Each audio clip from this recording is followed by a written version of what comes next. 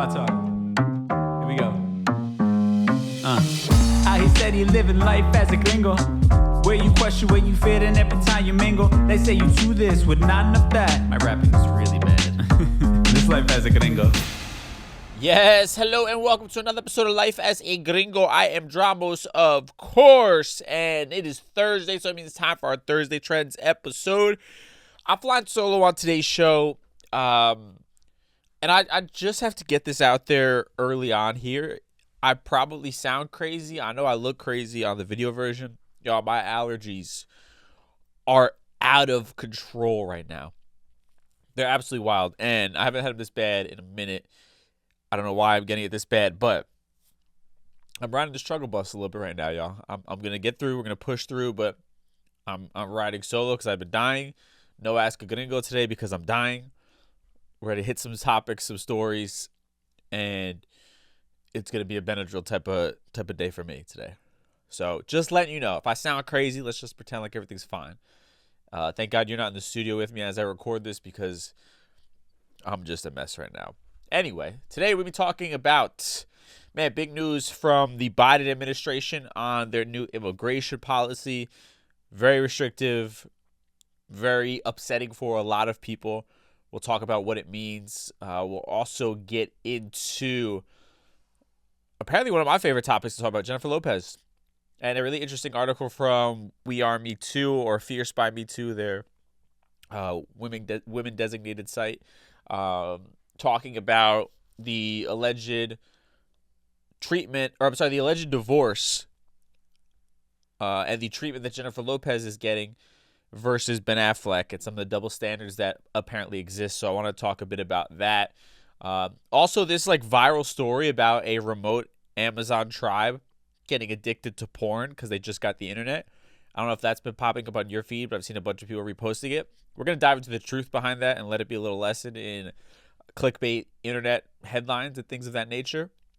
And lastly, for our Mi Gente segment on some positivity, I just want to talk about my fellow New Yorkers. We had ourselves a weekend this last weekend in New York City celebrating our culture, and it was just incredible. So I want to just touch on that a little bit if I could, selfishly. But first and foremost, let's get into some of these stories. We'll do it in a deep dive in a segment we call For the People in the Back. Say it louder for the people in the back.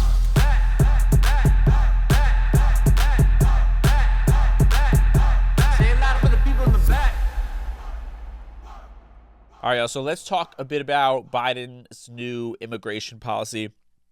Now, I'm pulling from a couple sites here. First, I'm going to pull from weareme2.com, where they have an article, and they're talking about this really new drastic immigration border policy that the Biden administration has implemented this last week. Now, the Biden administration's new executive order on immigration has many Latino families worried. Joe Biden signed an order this last Tuesday that will temporarily close the U.S.-Mexico border to asylum seekers. The order affects those attempting to cross between legal ports of entry when a daily threshold of crossings is exceeded. According to senior administration officials, the order will take effect immediately. They also explained the government will apply much more rigorous standards to establish credible fear of returning to the country of origin. Some groups, such as victims of human trafficking and unaccompanied children, will be excluded from the ban. Now, Biden has blamed congressional Republicans for leaving him with, quote, no choice but to take these steps. He said, quote, so today I'm stepping over Republican obstruction and using the executive authority at my disposal as president to do what I can on my own to deal with the border.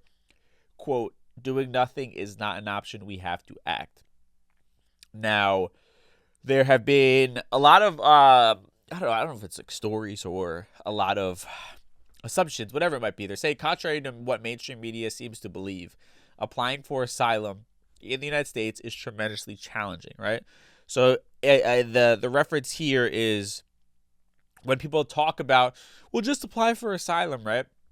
They're ignoring just how difficult it actually is to go through this entire process. Now, in the article, they have Diana Bilego, who is of the National Immigration Law Center, explaining, quote, the barriers to seek safety in this country have only increased in recent years. For Bilego, Biden's executive action is, quote, extreme and cruel and will subject families to greater harm.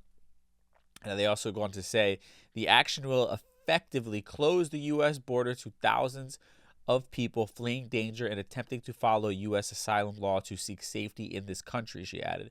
The United States has for generations been a haven for those fleeing danger and persecution, and we have a moral and legal obligation to welcome asylum seekers.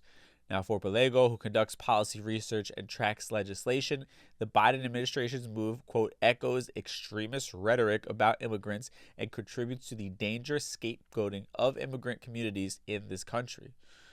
And she said it's unconscionable and history will not look kindly on this decision. It's a scary situation for anybody who is going through dire circumstances.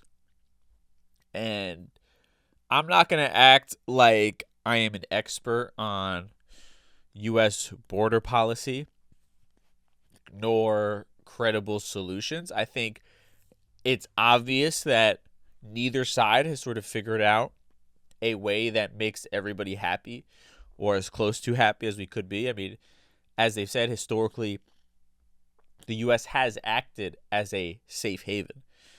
And while that is true, the counter argument of sort of the numbers maybe being more than we can handle on a daily basis, I think does hold water. I'm kind of like realizing as I get older, and I'm not trying to make light of this. I know a lot of people's families are directly affected by this. And I'm just sort of talking from the comfort of my studio here. So there's a level of privilege I'm coming with. So I'm trying to be very sensitive about it. But as I've gotten older, I really realized that, like, you're going to always have the sort of two sides that are very polarizing to one another. And they're all going to have these really combative arguments to try to negate what the other's point is. And I think oftentimes somewhere in the middle lies the truth and lies the solution. And I think, of course, shutting the border down essentially completely goes against what this country was founded upon and what this country has stood for a long time. But on the other side of it, if there truly is an issue of being overwhelmed and not being able to process people properly and not having places to house migrants coming over the border, it's obvious that the system itself is failing and needs some sort of fixing. And again, I'm not an expert on this. I can't tell you what the right answer is. But it does go against what I believe this country does stand for. And I think that's what's obviously rubbing people the wrong way in general when you hear this. And again, when you basically say, we do not want you here, to their point, it does sort of fan the flames of a lot of the racist rhetoric that has been going on and has been targeting the immigrant community. Now, you have Monica Ramirez, president and founder of Justice for Migrant Women, saying that President Biden's announcement, quote, only makes the situation more confusing and dire for some. They go on to say that the Biden administration's message underscores that, quote, our country's leaders lack the political courage to address the real problem that exists. Our immigration laws and systems have been flawed from the moment they were created. There will be no solution to this situation until Congress passes new and fair immigration laws in the United States. Until then, migrants will continue to have incredibly limited access to legal avenues of protection and relief. Now, to her point, I think this is more of what I'm in line with. I think it's saying, obviously, there's an issue here that is creating such a discourse, that is creating so much apparent chaos, right? And we need to address our laws. I mean, I think even just like the limited access I've had in having guests on the show who have been affected by this, whose families have been affected by this, or we've had an immigration attorney. We just don't have a great system in place. It's taking far too long for people to be properly processed, and I think that's part of the problem. And I think when you make the process so outlandishly long and difficult and arduous, of course those who are desperate and literally fleeing for their lives are going to do it by any means that they can. They're going to come here by any means that they can. And I think that's part of the problem. If part of the problem is we're not processing them, in the ways that we would like, whatever it might be, then the process itself needs to be repaired so that we can handle those wanting to come across seeking asylum. We can handle them at a far more efficient rate. Again, without even really knowing things like on an expert level, just from knowing government in general, the system itself is probably not operating as efficiently as it could be.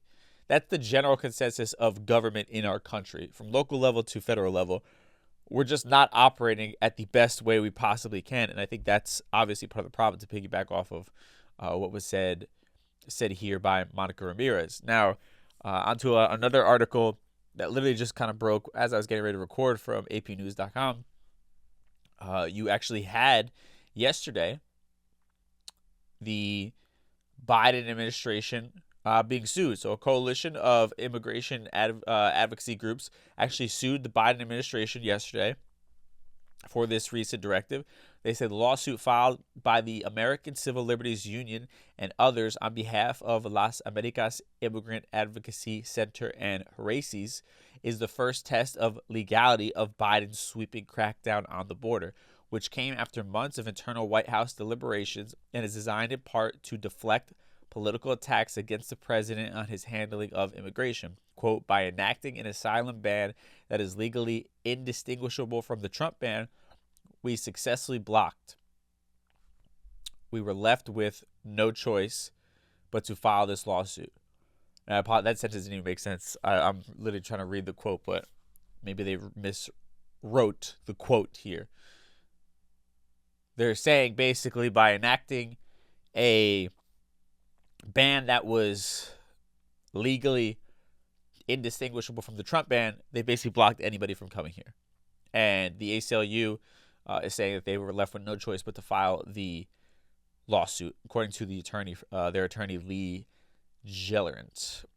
And they're saying that the order Biden issued last week would limit asylum processing once encounters with migrants between ports of entry reached 2,500 per day. It went into effect immediately because the latest figures were far higher at about 4,000 daily. So basically,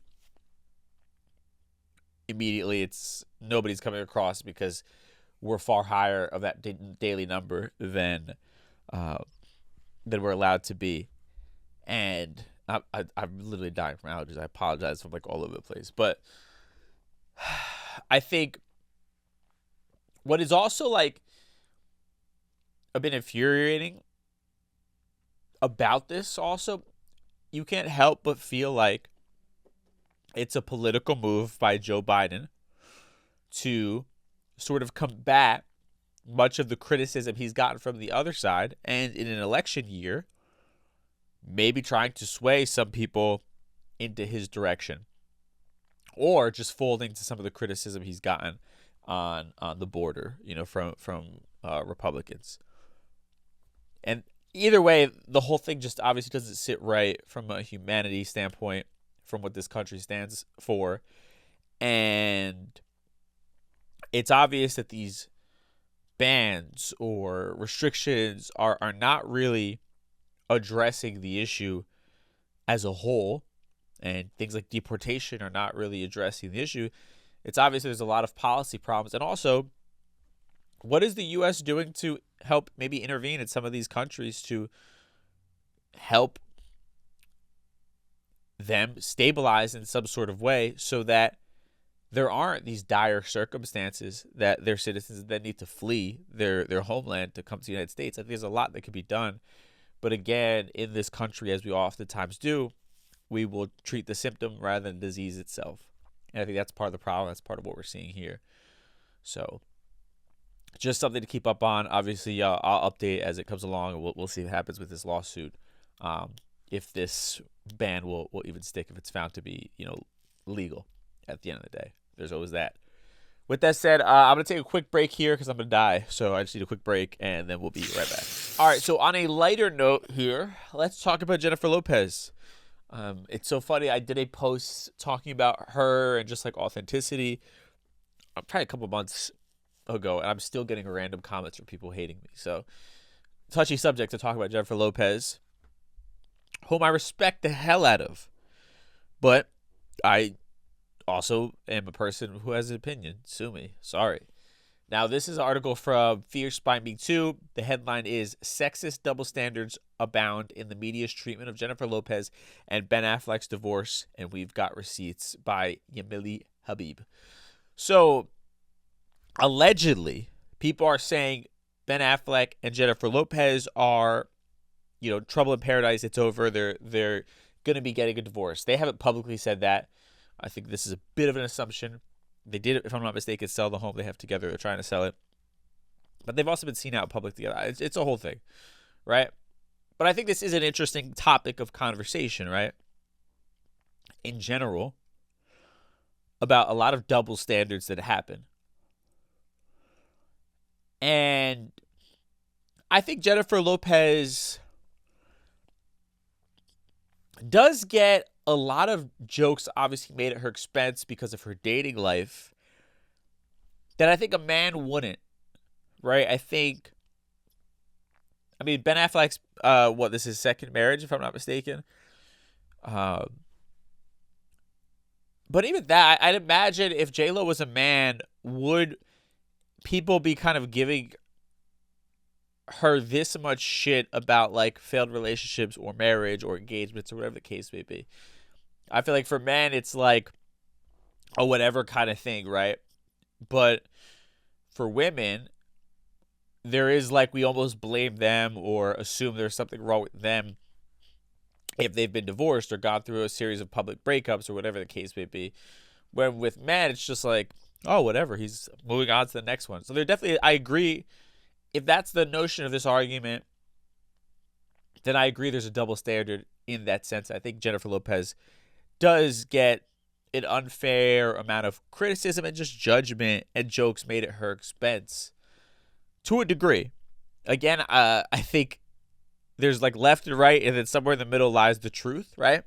And we'll kind of get into that, right? But there's been a lot of secondhand reports of trouble in paradise, as the article goes on to say, right?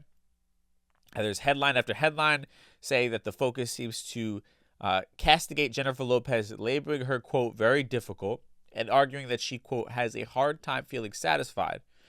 And they say that despite being a multi-millionaire star who has worked her ass off for decades, the media doesn't hesitate to side with Affleck, transforming the Latina star into a villain of the story. Interesting, okay. So it kind of goes into the history of their relationship, whatever. I'm not going to get into this whole thing. And they talk about how their relationship originally kind of crumbled under the pressure that came along with being Bennifer, essentially, right? Now, to be fair, the article does talk about how Jennifer Lopez and her love life especially are one of the favorite topics of discussion in the tabloids, right? And I'm going to just kind of quickly paraphrase because they go through all these different things, but they basically in the article say that Ben Affleck is one of the few and only people in her life that holds her accountable and tells her the truth. And they say that it's allegedly something she loves him for, but also why she gets upset with him.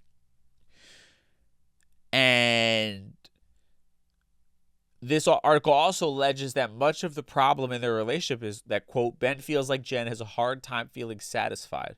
And that's one of the issues that they're facing. And this is all kind of fascinating to me. I'll kind of skip forward towards like the end of the article. The way they sort of ended it rubbed me the wrong way, not because of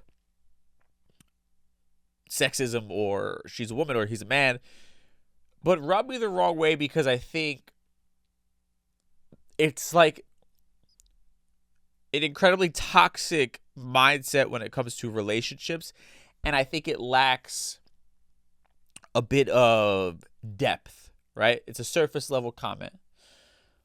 Now, the last, sort of paragraph in here is, they say, quote, Jennifer Lopez was able to obtain the American dream tenfold. Still, instead of being continuously celebrated for this, all the attention is focused on things going away in her life, or going awry, I should say, in her life. And that's a great point right there. We don't talk about the living legend that is Jennifer Lopez. Regardless of what the fuck people want to say, and even in my video where I had critiques of her, I was defending her in the comments because people have revisionist history. Let us not forget she is one of the highest grossing actresses of all time at the box office. Believe it's in the billions. She sold millions of records and believe was the first person to have a #1 album and a #1 movie simultaneously in the same week, to debut in the same week. She is cemented her status as one of the most successful entertainers of all time. No doubt about that.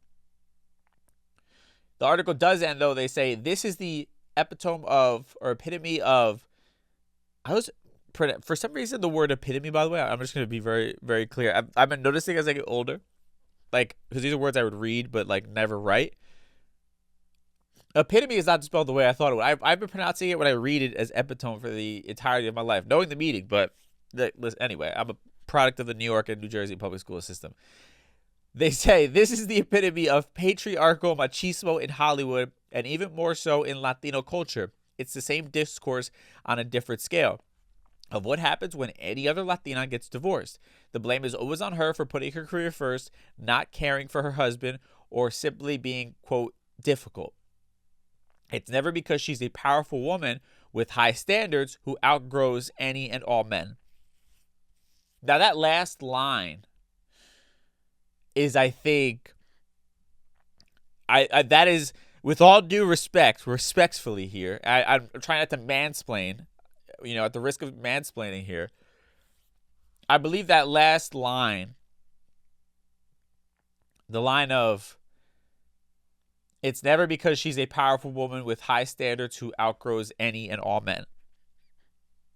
I think that sort of like put a pin in not a pin, or like poked a hole in a bit of the credibility of this entire article. And I would say the same thing if it was reversed.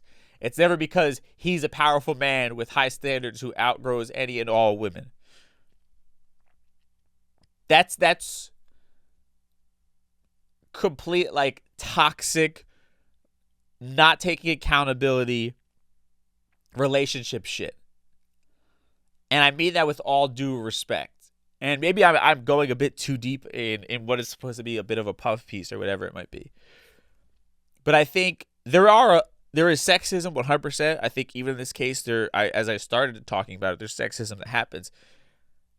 But I don't believe that last line is sort of what it is. I think one of two things is probably at play here. And with somebody like Jennifer Lopez, as it mentioned, Ben is probably one of the few, if only, people who tells her the truth in her life. She has a lot of yes people, and she's had a lot of yes people around her since she was really young, right? She's been in the industry for a long time. And I think as a result, you have a lot of people who end up, because they're collecting a check or they want to be in your good graces, who end up co-signing toxic behavior or not checking you or giving you, sort of the real scope of what's going on when it could be beneficial to you. And you sort of end up living in this bubble where you don't really have a great grip on reality, and you probably have overconfidence in sort of what you think you're doing right or doing wrong. And to me, from afar, not knowing this woman, when you look at kind of what's being said or insinuated, and even with that last comment, right, is somebody with high standards who outgrows any and all men. Again, that could be any and all women, whatever your gender is. I'm not saying this because she's a woman. I've struggled with this before. And you know what the actual answer to this is? It's not because I have incredibly high standards, which I do, But my inability to find satisfaction in not even dating, but a job, a career, my personal life, or my dating life, right? The home I live in, the car I drive, the salary I make, my inability to find satisfaction in that and always outgrowing it is the result of one of two things. It's the result of either A,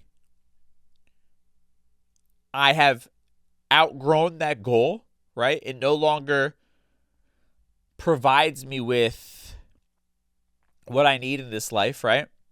I've experienced it and I need a new challenge. Or when we're talking about people,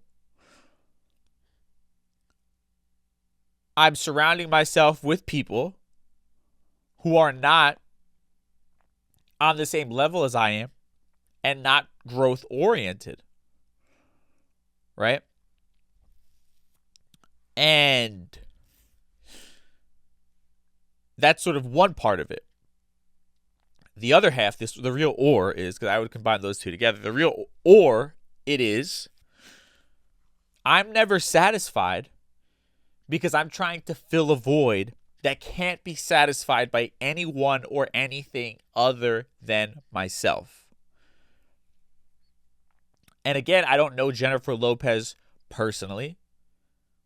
I met her one time in passing, seemed like a nice human being, right? But in this case in particular, if we could play therapist for a second, she's with somebody who is arguably also one of the most successful actors of all time.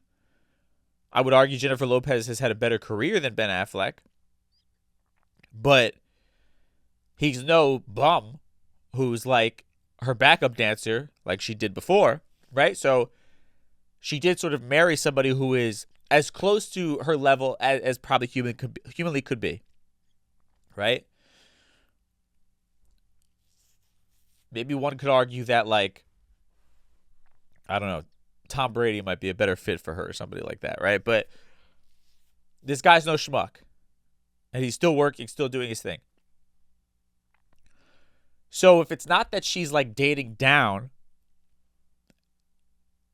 and then like getting sort of bored or frustrated as a result of having to like stunt her own growth, if that's not the case, which again, it's Ben Affleck, so it doesn't seem like it is, the other part of it would be, why does Jennifer Lopez at this point in her life still chasing the next shiny thing with such vigor?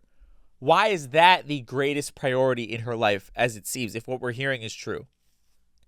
That's the real question, right? Because, and by the way, I think a lot of driven people have to answer that. I've had to answer that, right? I had to do this recently. I was going through a depression for the first half of this year because I was like, fuck, when is the next thing going to happen? The next big thing going to happen? And over the last couple weeks, I just had like this realization of like, dude, you've found success. Yeah, there's always more success to be obtained. But you're depressed because you're literally burning yourself out and like sort of shitting out all the things you have done and the great life that you are living. You're not appreciating it because you're like have this hungry ghost inside of you. And I've known that for a long time. I've gone back and forth and struggled with it. And I think a lot of driven people do, where it's never enough, right? It's always on to the next goal, no matter where you are. And when I began to stop for a second and like open my eyes, look around and just chill the fuck out for a second, I was like, oh, you're living your dream right now. Now, granted, there are other things I want to do. There are things that could be tweaked and adjusted. But the reality is, my basic dream, I'm living it. And then, like, this just relief, sort of like the weight was just pulled off of me at that point. And I felt a bit more fulfilled and satisfied and like creative and clear. And I think that is sort of the realization a lot of people who are really determined find it hard to come to grips with or have that sort of self-awareness. I mentioned Tom Brady. I mean, look at him, right? Obviously, again, we don't know these people, but what it seems like is he lost his wife because he went back on his promise of retiring because he couldn't turn it off, right? He still had that voided side of him that literally made him lose so much of what he had built, his family, just to keep chasing, even though he's already recognized as, the greatest to ever do it.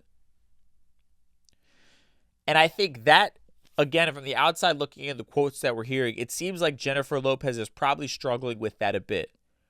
Where maybe Ben Affleck is saying, we're married, we have a family, kids that are a bit older. I believe she's in her 50s, if I'm not mistaken. Looks amazing. And it's logical to say, I get that you're an artist and you always want to be creating. I respect that. He definitely understands it. He's one himself. But you also don't need to go at it with the same amount of intensity and also prioritize it above everything else the same way you did 20 years ago when you were trying to build this empire. And I think that's a fair ask on his part if that is the case. And again, I don't give a fuck if this is man or woman. I'd be saying the same exact thing. I mean, shit. Tom Brady and Giselle. If that's what Giselle was asking him, hey, I sacrificed my career to watch the kids so that you can chase your dreams. Now you promise me it's over and we're going to have a more normal life. I support that. And I also support why she was like, fuck this. I'm getting out of here. Like, dude, you just, there's no satisfying you. I get that. So again, I think what this article does in that last sentence, and I'm not trying to cheapen or take anything away from this author. I think for the most part, the article had a lot of great points, but I think that it is a toxic mindset. It's like, oh, it's a woman with high standards who outgrows any and all men. Dude, that's somebody who is trying to fill a void that will never be filled, and eventually one day they're going to sit back and realize how much time they wasted chasing after shit that didn't really matter instead of just enjoying the fruits of their labor. And again, you still get to create and do all the things you love doing. But the point of busting your ass when you're younger and building all of this is that when you're a little bit older, you can start to reel it back a little bit. Because again, Jennifer Lopez has nothing to prove to us. But it's very obvious by the projects that she's doing, she feels like she does, right? She does the little like docu-musical series thing, the album and the tour, which, whatever happened, I'm not going to kick someone they're down.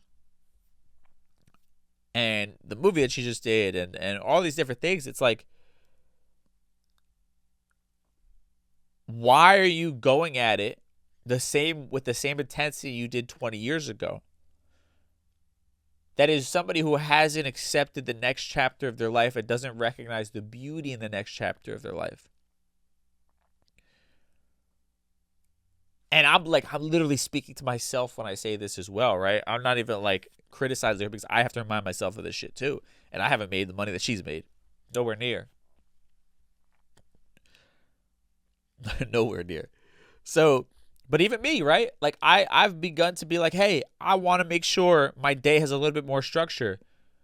I want to stop working by a certain time instead of working from the second I get up to the moment I go to bed. Right? I've done that for long enough. I've created a system in my life where I no longer need to do that. And what that means is I need to be satisfied with the present moment. Doesn't mean I'm not hungry, doesn't mean I'm still not creating things. But I'm also saying being present and enjoying all that I have and all that I've done now supersedes trying to be successful in 10 million other things. Of course, I don't have fuck you money. I have to figure out the next thing, right? I have to keep building and doing the work every day. But that doesn't take me 14 hours a day, 20 hours a day. I can do that within a normal time frame and still enjoy life. And if I can do that with where I am financially, Jennifer Lopez can do that and find more balance, right? For me, career success is not the end-all be-all. I have no problem taking a day off to go hang with my family. I have no problem taking a day off to play hooky and go shoot the shit with some of my friends and go ride bikes for a little while. And I think that is sort of what we're missing, where we're like, we celebrate people like, oh my God, such a hard worker and all this. And it's like, bro, a lot of it is, it's toxic hustle culture.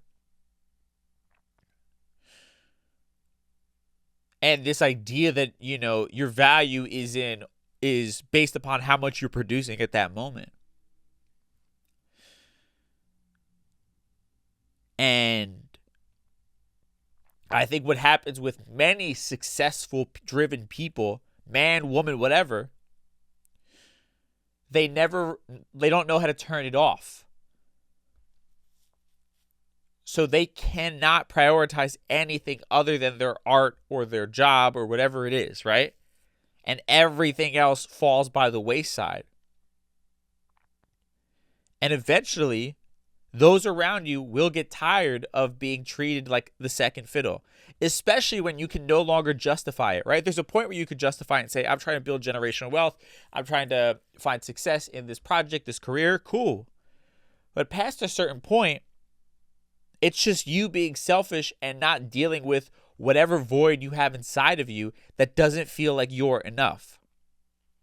And I think that is the level that we're missing in this conversation.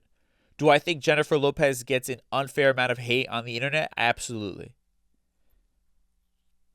Do I think she kind of does it to herself to a degree because she lacks self-awareness? Absolutely. I think, again, two things can be true. I think, again, as I keep saying, the truth lies somewhere in the middle. And I think that, from the outside looking in, and again, we can plug in play different names and different genders, whatever.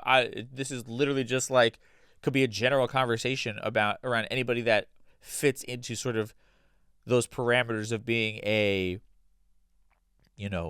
overly driven hard worker, success, and in the dynamic of relationships and personal, growth and love and outgrowing people, blah, blah, blah.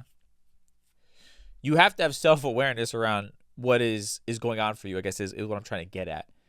And I think when you look at somebody like Jennifer Lopez,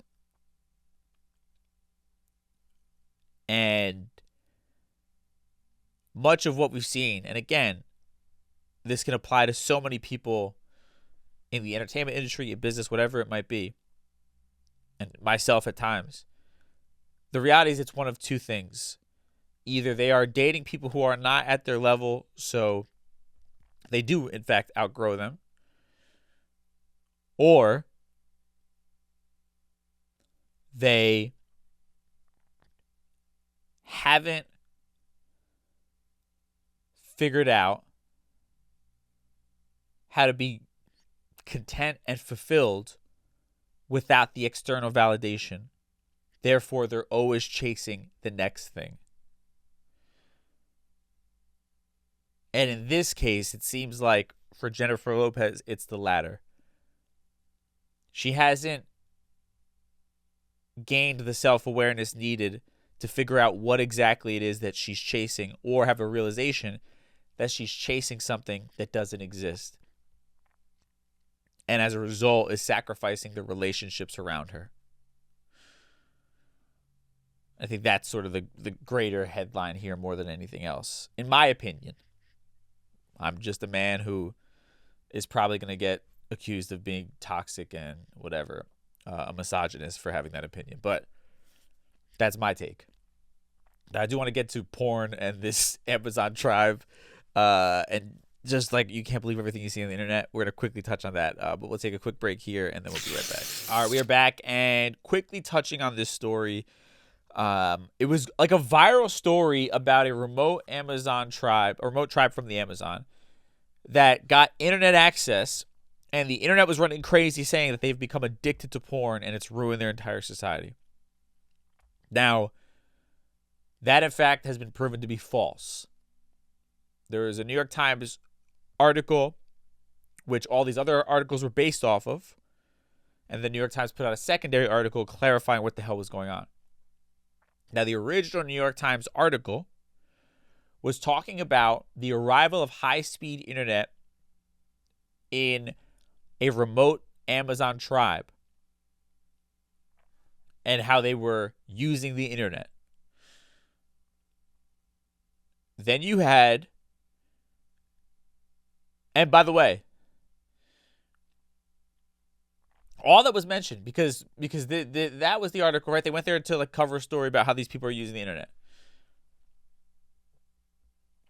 In the article, it was mentioned that there was a complaint from one of the Marubo leaders, which is the name of the tribe, that some Marubo minors were sharing pornography in WhatsApp group chats. And they were saying this was especially concerning because Marubo culture frowns upon even kissing in public. But this was taken way out of proportion and made to seem like this entire tribe was put into disarray because everybody was on porn 24/7, 7 days a week, basically, right?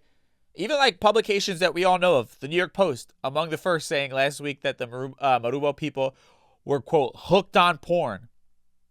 Then dozens of other outlets followed. TMZ's headline, they're saying, was probably the worst. Quote, tribe's Starlink hookup results in porn addiction.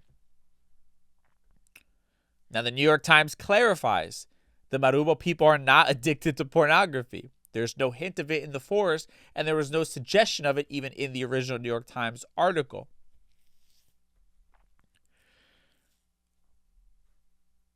Now, they go on to say how many of the sites that distorted this detail are actually news aggregators, meaning that their business model is largely designed around repackaging the reporting of other news organizations with often sensationalist headlines to sell ads. Because these sites also link to the original reporting, they are generally legally protected, even if they misrepresent the material. So basically, this is a lesson in do not believe everything you see on the internet and dive a little bit deeper than the headline. And listen, I get it. I read the headline and I was going to do a video about this, and I didn't. And then I was just kind of digging deeper this week and actually got to the real story. But this is what the internet does. There are, like they said, these sites that are aggregators that literally will take a story, give you a sensational headline because they want you to click on it or follow them or whatever it might be, because that's how they make their money. And they're protected because they include a link to the original article, so they can bullshit and not be held liable usually. And that's the world that we live in, and that's how misinformation happens. And because literally we can be connected to anybody and anything within seconds by posting something that's out there in the world now, that's why misinformation travels so quickly, and why we have to be very careful about the news that we are taking in and making sure it's from credible sources and reading beyond just the headlines, especially as we go into political seasons and in general are living in a quite polarizing time. We now more than ever, I think, have to be a little bit smarter and patient and diligent in making sure that what we're reading and then regurgitating or resharing is something that's actually credible and not a bunch of bullshit like this. I think it's just an interesting lesson in kind of where we are and the dangers of modern media to a degree. So just to clarify, if anybody was losing sleep over the fact that apparently this Amazonian tribe got addicted to porn and their whole society was ruined, proven to be false. Now, with that said, let's talk about something positive here. My weekend, just some amazing festivities for Team Puerto Rico here. And we'll do it on Mi Gente segment. Mi Gente.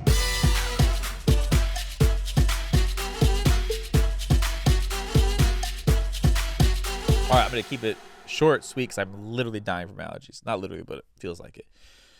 This last weekend in New York, I think last week as well in Chicago, but here in New York, we had a weekend full of Puerto Rican festivities. The Puerto Rican Day Parade, which always happens in New York, was this last Sunday. And then the day before, it's a tradition now, the 116th Street Festival, which I got to perform at. I got to DJ at. Giant street festival they shut down. It's 4 or 5 blocks of the city. Thousands of people, 4 stages, I believe. And it's in El Barrio, in Spanish Harlem in New York. And I was just going through all the feels, And last year, this is my second year doing it. Last year was a little bit more stressful. I feel like we weren't as organized as I would have liked it to have been. So I think I wasn't able to be as present. This year, and I performed the entire day. I was the house DJ for the entire day from 10 a.m. to 5 p.m. So it was a lot. This year I only had to do 2 sets, and I had a lot of support from some of my other iHeartRadio family who was in the building. And because of that, I got to kind of stop for a little bit and just really take it all in. And there was a point I got kind of emotional, even just again, I had mentioned, being depressed earlier this year and really just kind of feeling like I wasn't doing enough and this and that. And it's moments like that when you can sort of stop for a second and reflect and just be grateful and realize, man, I've come so far. I can remember before I even officially got hired at the radio station, I would see my friends getting to DJ these events and things, and I would be like, man, one day I would love for that to be me.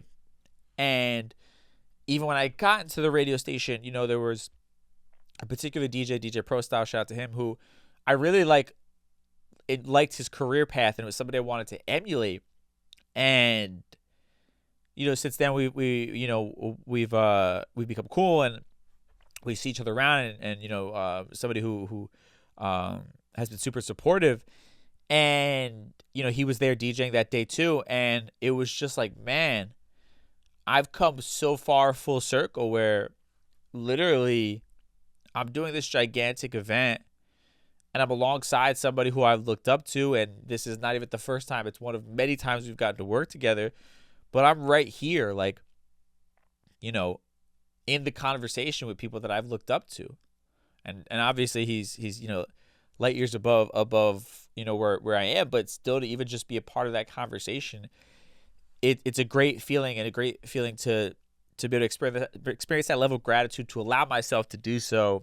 And also to just when you look out and it's just a sea of Puerto Rican flags and people that look like you. And I mean thousands and thousands of people. If you haven't seen it, you go on my Instagram at DJ Dramos. We did a video from the stage, and it's just a sea of people, a sea of Puerto Rican flags. And, obviously for many, we understand the basis of this podcast is feeling like you don't exist, or you exist in a gray area, I should say. And growing up feeling that way, there's nothing better than not only seeing yourself in this world, but on that magnitude to just know how many of you there really are, right? And I get a taste of that with the podcast and social media, but to see it directly in front of me, just thousands of my people there in one place celebrating our culture, just a really touching moment. And I think, reminds you of how important community and maintaining the culture and celebrating the culture and coming together, just how important all of that stuff is. So I'm just super grateful for kind of this journey that I've been on, and getting to be a part of that and experience that. And I would encourage anybody, it's the summertime, so there's always a lot of events happening, different festivals celebrating each other's culture. Go out and be a part of it, man. And there's nothing like seeing your people just out there in numbers, being celebrating one another, and being able to just loudly declare the pride that you have for your ancestry. I just think there's something so beautiful about that. And obviously it's one of the things we try to do here on the podcast. So just want to touch on that before I hit this segment. Just some positive vibes that I was feeling from the weekend that are definitely going to take me in, throughout the course of the summer, I think, as far as energy goes. Now, with that said, we'll tie everything we talked about today in a neat little bow in a segment called Conclusion Stew. Time for conclusion stew. Thank y'all so much for bearing with me through probably sounding terrible. I'm so stuffed up right now, so I'm going to keep this very short. Biden's new immigration policy, effectively banning even asylum seekers coming into the country or applying for it. There is a lawsuit being brought up against him or the administration for this. We'll see what ends up happening. But again, as it always does, it feels like we are treating these symptoms rather than the disease. And I think things like this feel politically motivated. And also, to the point of many people interviewed in that article, only fuel the fire that people have for their anti-immigrant rhetoric. It only sort of makes that stronger and empowers it, I think, to a degree. So, just I don't know. It's just disappointing that we haven't found or taken the time to care enough to find a real solution to continue being the United States of America that is foundationally a place for everyone and provides refuge for those who need it historically, but doing it in a way that is effective and continues to allow our country to prosper. And I think it just takes people really caring and wanting to find a real solution rather than the one that gets them the most votes at the end of the day. Now, this whole Jennifer Lopez Ben Affleck thing, this article was about sort of the sexist double standards around the media's treatment of Jennifer Lopez and Ben Affleck amidst their alleged divorce.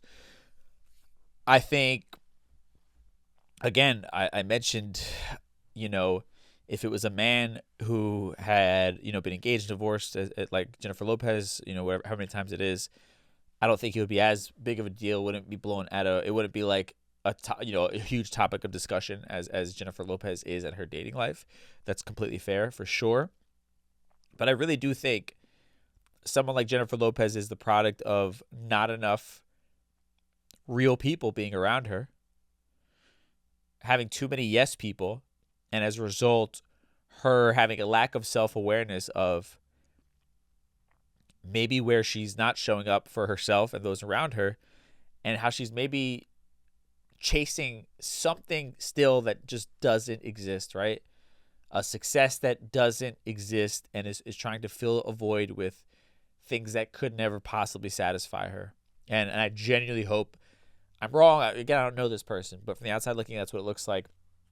And if that is the case, I hope that, she's able to have a moment of clarity where she is able to sort of slow down and be grateful for all that she has accomplished and the legendary career that she's had, and give herself the grace to slow down and just enjoy those around her rather than having to prioritize the career all the time, which, again, outside looking is what it seems like. I don't know the facts.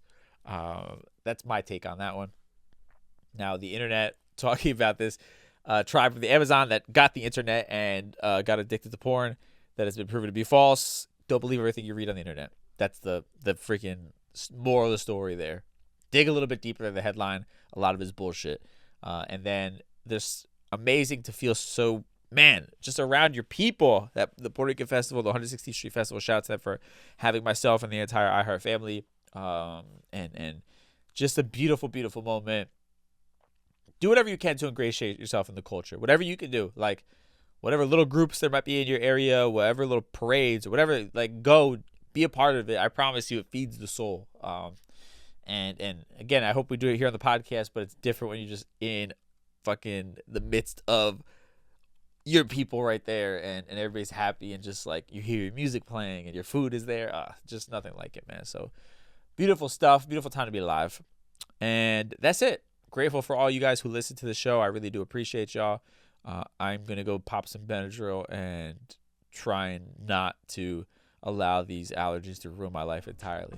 With that said, have an amazing weekend. I'll catch you on Tuesday with a brand new episode. Till then, stay safe. Talk soon. Peace.